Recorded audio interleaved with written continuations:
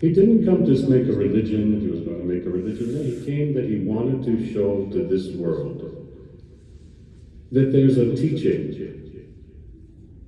that there's a way of living, there's a way of having devotion that could help to carry humanity, all people, every person, to live a good, happy life. But he came at the time of the Kali Yuga. He came at the time when it was a darker time, the Dark Age. We're in the midst of the Kali Yuga. He came in this darker time. He came in a time when a light, a joke, had to come to this planet, had to come to this world, to raise humanity and raise the spirit of humanity. Guru Nanak Dev Ji was a messenger, a true messenger of peace in a world today that needs that peace. And Guru Nanak Dev Ji said, what's important is what's inside of you. He said, it's not what is outside that's important. He said, what is inside of you is important. How you live, how you relate, how you hold your strength of your courage and your mind and your spirit. To go deep inside, that was the power that he shared with Nam Simran.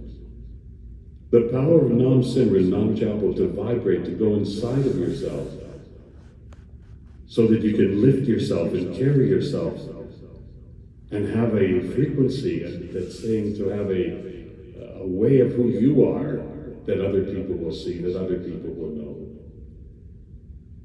Many people came to the feet of Guru Nanak Dev Ji. They said, Guru Nanak, will you give us enlightenment? Will you give us that enlightenment?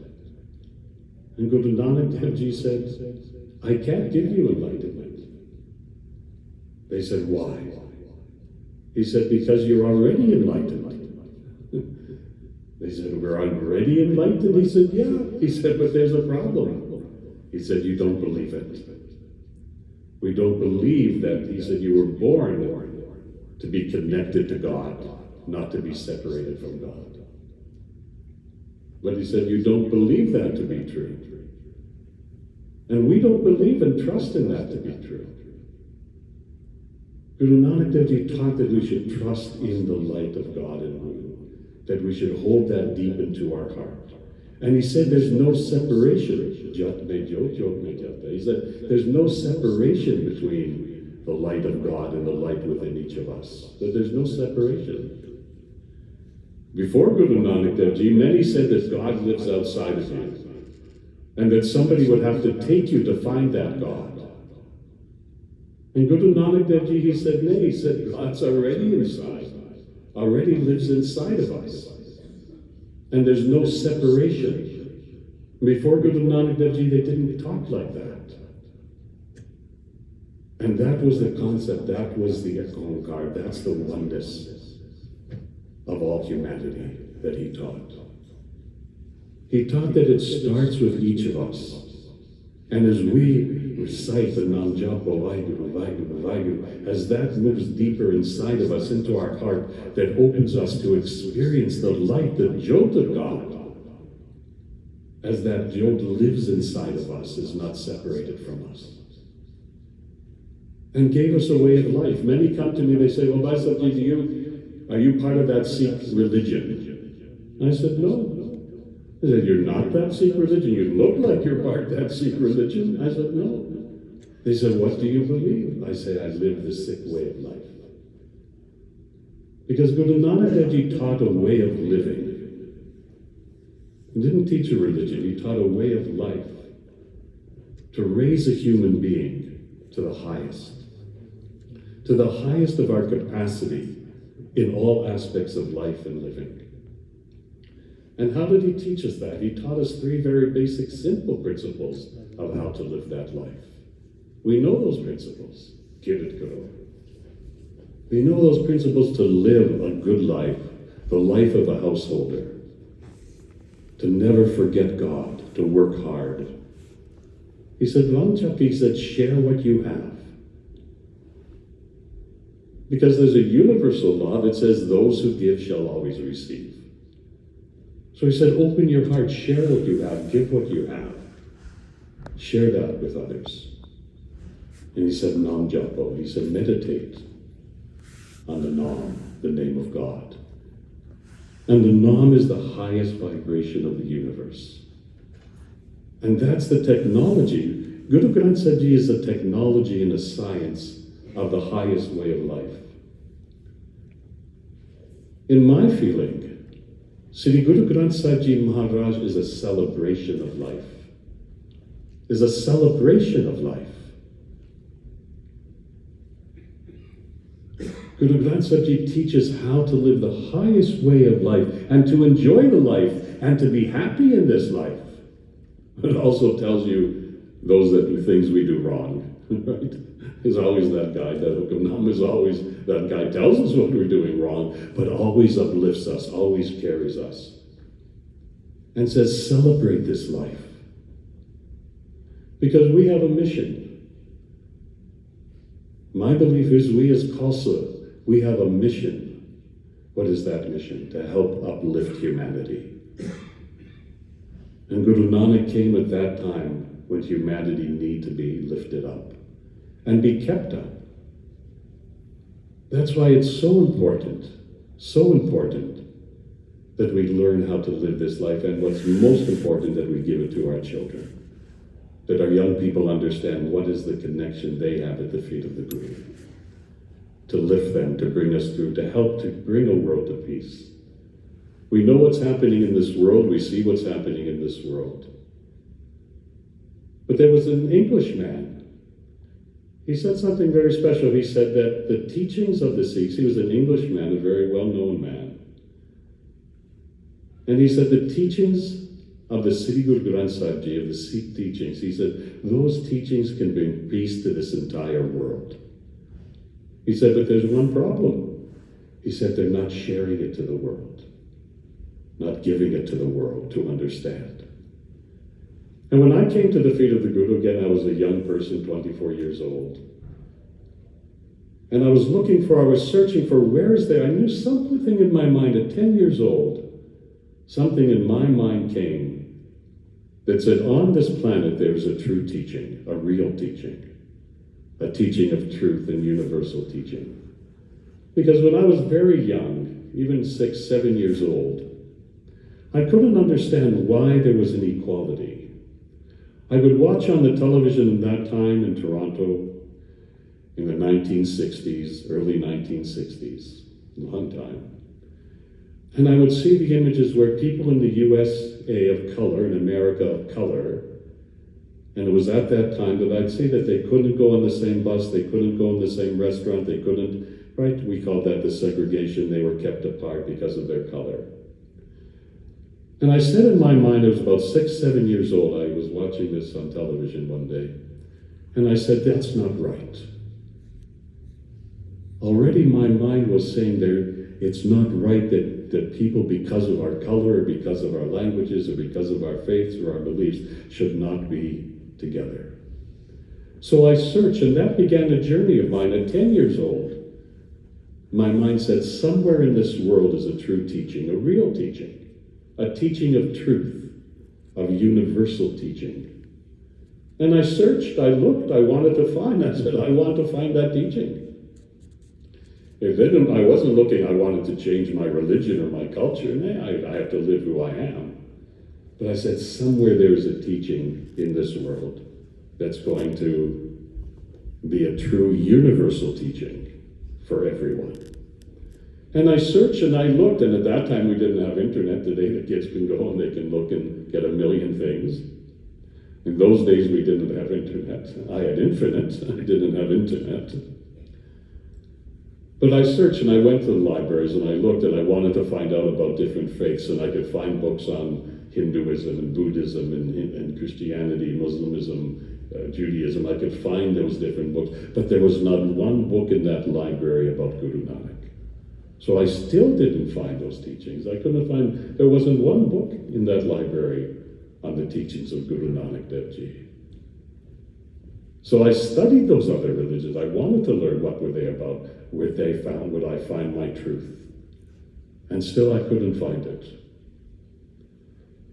But I started to do meditation and things at the age of 14, and I was very spiritual and I wanted to understand.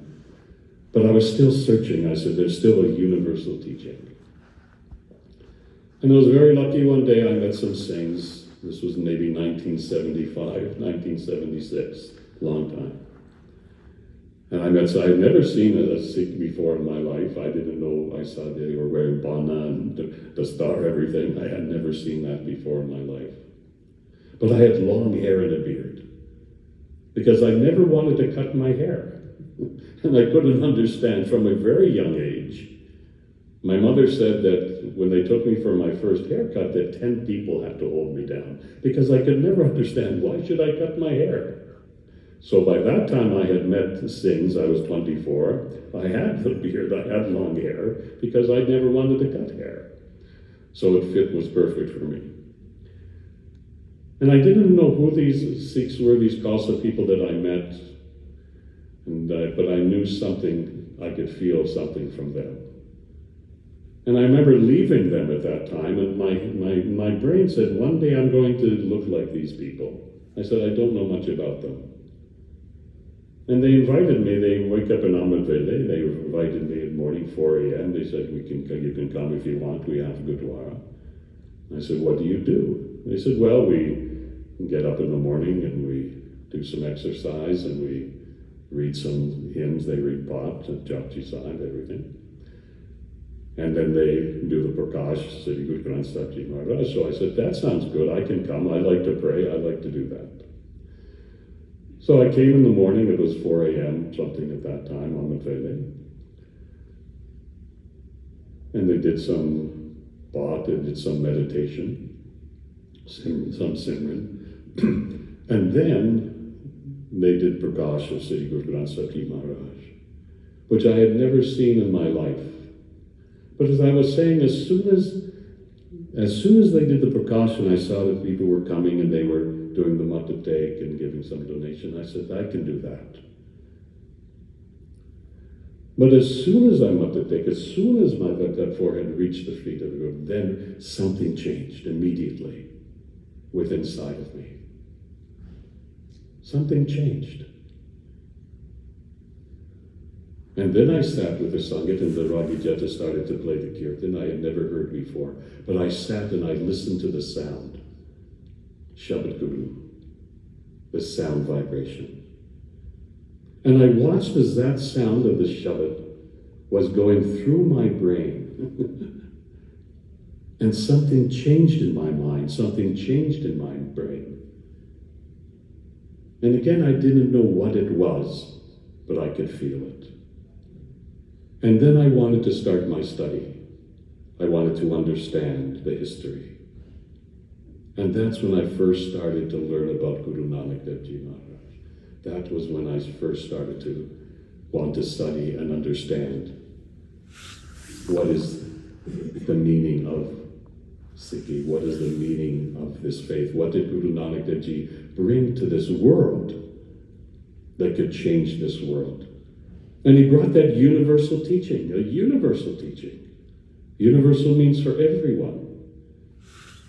And today, what are most people talking about? They want equality. But Guru Nanak Dev Ji brought that equality. Each of our gurus represented that equality. Guru Nanak Dev Ji said, look through the eyes of love and see the light that lives in the heart of every soul, in the Atma.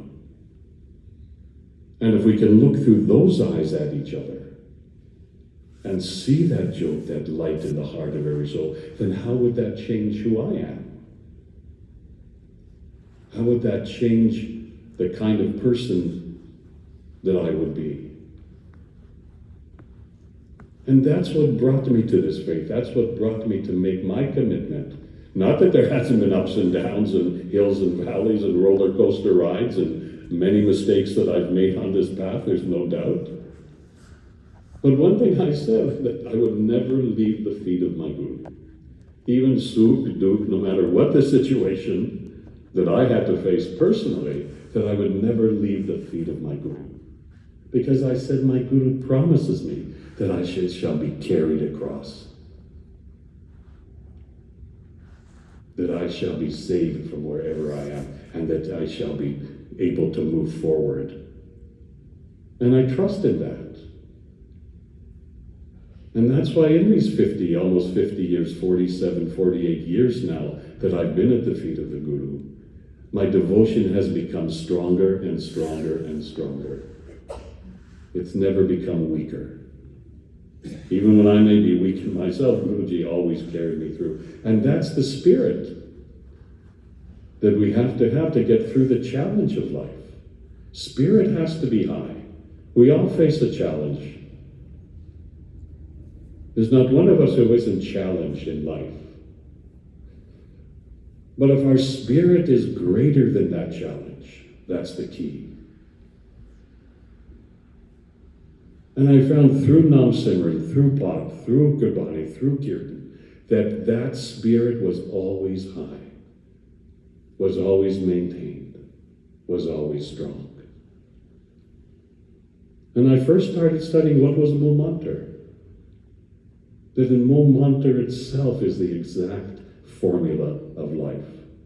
Perfect. Ek Onkar Satnam Kartapur. Nirbo, Nirvair, Akal Murut, Ajuni, Saivam, Guru Prasad, Jap. Jap is the turning point, Jap. Ad is Satya, Jugad is Satya, Head be Satya, Nanakosi, be Satya. Ek Onkar, Ek Onkar. That there's one creator. That was the main principle of these teachings, that there's one creator, and that one creator who created all creation is the same for everyone. There's not two gods, three gods, four gods. There's one creator who created all creation and who created us as creatures to live in this creation, to be creative with this mind. So Ek Onkar was that establishment of the principle of that there's the oneness that exists within us. Onkar means that takes us across and carries us as we live this life. Ek Onkar Satnam. So Satnam, the Panj Shabad, Sata Nama, the five sounds Panj Shabad.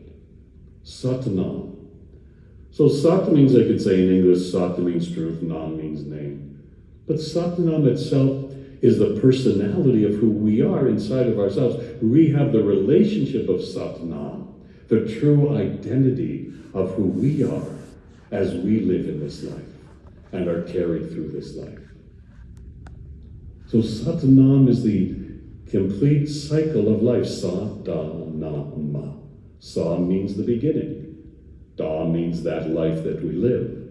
Na means that life that comes to that end. Ma means that mother, that birthing.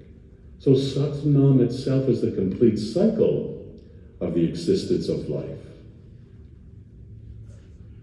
But then Guru says Kartapurk, Ek Onkar Satnam Kartapurk. What is Kartapurk? Kartapurk is that does everything. Everything. Not just some things, but does everything. But we think we have to do everything. That's our biggest mistake, that we think, well, we have to do everything. If I don't do it, nobody's going to do it. And we get stuck in that sometimes. That if I don't do it, who's going to do it? But Kartapurk says, no. Everything is already done for you. And that's hard to relate. That's hard to carry, to understand that everything is already done for me. I don't have to push it. I don't have to fight it. That's different between Manmukh and Gurmukh. So Manmukh thinks everything is from my mind, like it's only my mind and everything from my mind, and my mind's going to do everything. Gurmukh says, no. Gurmukh says, I live at the feet of the Guru, and Guru shall carry me. And I trusted that. And I let that guide my life. And to me, this is the test that Guru puts to us. Because Guru puts that test to us. What is that test? Do I trust it? Or do I don't trust it? It's a simple one or the other. I either trust that to be true, or I don't trust it to be true. And if I trust it to be true, then I can relax. If I trust that Guruji shall carry me through, that the Kartabhak, that who does everything, shall do everything, and that will carry me, then I can relax, then I can ease myself, then I don't have to be tense, I don't have to be worried. But if I don't believe it, then what happens? Then I worry. Worry comes when we don't trust that it shall be okay. But we worry a lot. I know that. We worry about our kids, we worry about our futures, we worry about families, we worry about this, we worry about worry just to worry about worry. You understand me? We worry about worry. To worry about it, for what reason? Only so we could be worry. Doesn't make sense even when I say it. So I had to learn, do I want to be a worrier or do I want to be warrior? That's all the difference is. Am I a worrier or am I a warrior? If I'm a warrior, then what do I have to fear? If I'm a worrier, then I'm always going to fear. It's simple. And that's the power of what Guruji gives to us, that he gives to us that power that we can make that choice, but gives us the way to live through it. How? Through Nam Simran, through Nam Japo, through Pad. For what reason? Ek Onkar Satanam Kartabhak Nirbo Nirvair. So we don't have any fear, we don't have any doubt. We have the strength, we have the courage to not fall down. We have the courage to stand and to carry others if we need to. Momantar isn't just outside of me, Momantar is inside of me. Nirbo Nirvair, that I should have no fear, I should have no worry. It's inside of me. When that's realized, Ek Onkar Satanam Kartabhak Nirbo Nirvair Akal Murtit. Deathlessness. Then I have no fear. Guru says, don't fear what is death. Death won't even come close. Death won't even approach one who stays rooted at the feet of the Guru. The Guru Nanak is giving the entire understanding of the principle of life in Momantar. Akal Murtit. Beyond death, beyond dying, deathlessness. Guru Nanak Dev Ji said, be dead while you're alive. Don't wait to be liberated. Be liberated today. Find the liberation in yourself today, not when we leave, but we find it today. And that's why we do Panchbaniya. That's why we vibrate the Nam every single day, because that is what gives the mind control. So the question becomes then, do I become a slave to my mind, or do I command my mind? Guru Gobind Singh Ji Maharaj taught more about commanding the mind than anything else.